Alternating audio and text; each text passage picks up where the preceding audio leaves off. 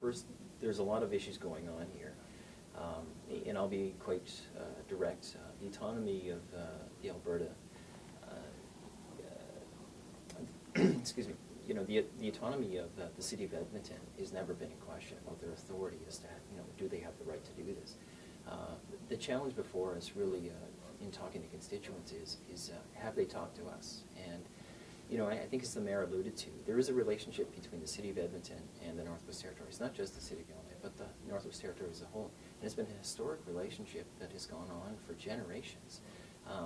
Now, the big issue recently, of course, is we all followed the plebiscite issue and how it failed and how it failed so closely. But the margin of discussion really should have expanded to us as a territory. The City of Edmonton, I think, should have recognized that you know, they like to call themselves the gateway to the north, but when does that apply? And again, I'm not suggesting that the Edmonton the city government shouldn't have the authority to close their airport or change their mind on what they do.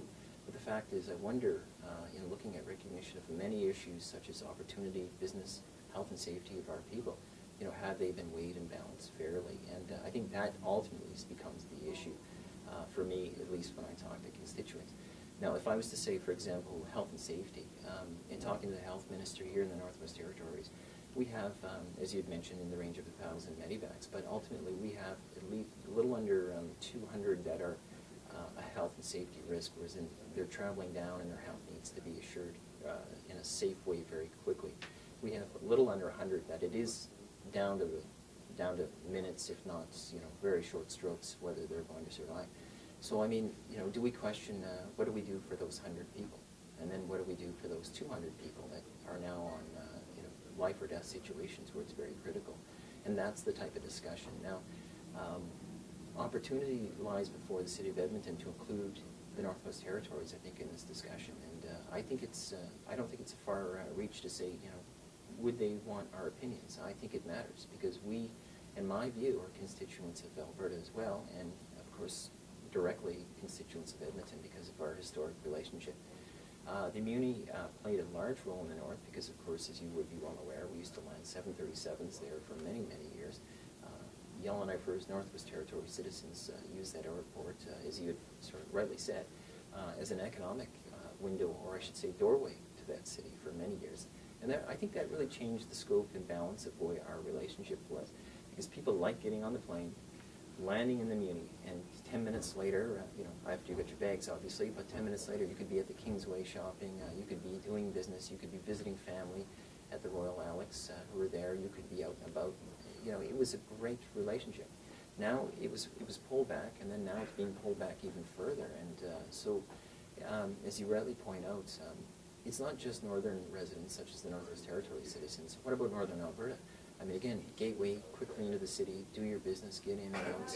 It's an economic opportunity. So I see that as being, rolled back in probably in a bad way. You know, as the Mayor has cited, and I've done a bit of looking into this, and I wonder about the environmental impact of an airport being developed immediately for housing and that type of residential development. I mean, I sort of question the reality of, is that going to be the case? One thing I'd view it as, it's easier to keep an airport open than it is to open up an airport in a residential zone. So, I mean, you're literally, by taking away the two runways, I mean, it'll clearly put the last nail in the coffin as to the direction it's going. I mean, you know, with all due respect, no one wants an airport in their neighborhood. However, if you move to an airport, a jurisdiction that has an airport in it, you sort of recognize that that's sort of the fabric of where you're moving. So I can assure you that if the City of Edmonton or any other organization tried to reopen the airport for a longer-term strategy, I suspect you think that the less than 75,000 that signed the petition, there will be 2 or 3 or 4 times that many saying don't open it back up, because of course people don't want to be bothered. So I guess the opportunity loss needs to be evaluated and equated in this particular situation. How is it going to hurt health and safety? How is it going to hurt business? And how is it going to hurt the relationship? And I think those impacts probably haven't been weighed fairly, measured fairly, and considered. So I think that's some of the challenges before us. I'm actually in a kind of an interesting position. I'm actually going to Edmonton on Monday, and I actually have my office trying to reach Mayor Mandel's office to see if I can speak to him for about 15 minutes while I'm there for a couple of days. I think it's important to deliver the message that, again, as I said at the very start, there's never been an issue in this particular case to believe and support Edmonton's autonomy to discuss this issue and even choose their own direction. I mean, I would feel very strongly that if Edmonton said, we object to you, however, I don't think that we are so bold and brash never to listen to them. I mean, they may have some input on our affairs that impact them, and I would think it would be very narrow-minded that we didn't consider that. And I think ultimately, I feel somewhat equally in the sense of our voice should be heard and the impact should be weighed fairly. I know we're not voters in the City of Edmonton, but we are an economic generator in the City of Edmonton. And if anything, just like the American and the Canadian relationship of that boundary of how we're two economic regions that work tightly together, I mean, we're woven into the fabric of Edmonton very closely, and it's been an important city. The last thing I could put on the table as an issue is, as I understand it, Capitol Health has assured that nothing will be done until better solutions or alternative solutions that are considered reasonable will surface, although it clearly appears that if you're seeing the larger or the longer two runways, it is having an impact immediately. And so things are being done, I don't think, before everyone has a full scope of the impact. And I should say, while I'm on that point, I mean, there has been a lot of discussion about could Grand Prairie be an alternative. There has been discussion, perhaps Red Deer, if it's even feasible, and I'm not even sure that's feasible, but Calgary obviously becomes the real possible solution. So I think maybe this is probably a negative effect if people are now starting to look outside of Edmonton as their new gateway, their new economic, and certainly their new life support system. I think that's a long-term negative for the city of Yellowknife. So, I mean, just in short, I'm not sure it's been fully weighed and measured at the impact. And if the Edmonton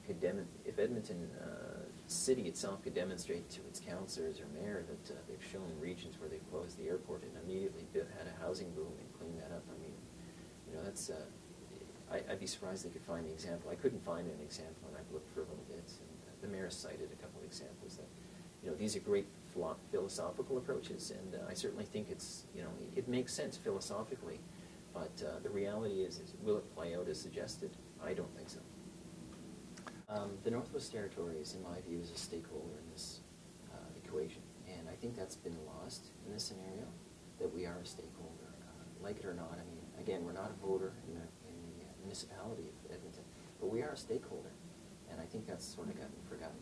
And the other thing to point on that same vein is, the relationship, is being severed as opposed to being bridged, and I think that's being lost. It's just not the Northwest Territories.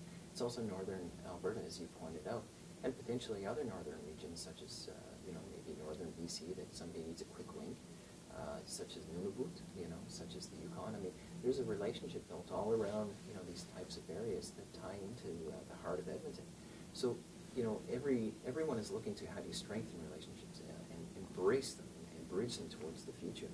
I mean, in short, this could be seen as one more string being snipped in the relationship. Are northern Alberta residents now going to look elsewhere, as I was trying to say earlier? Are Northwest Territories residents going to look elsewhere? Is there new opportunity, whether it's, again, health or safety, or business opportunities, and certainly relationship? I think this is one more signal as to, are we going the right way, or I should say, is the City of Edmonton going the right way without thinking the whole problem through? And, that's my plea when it really comes down to it is, has there been a full consideration of everything that's happening? So those dynamics are changing quickly, and I think we're being left to the side without being asked. And the other thing is, my apologies, my name is Robert Hawkins. I'm the MLA for Yellowknife Center, and that is the downtown riding of the City of Yellowknife.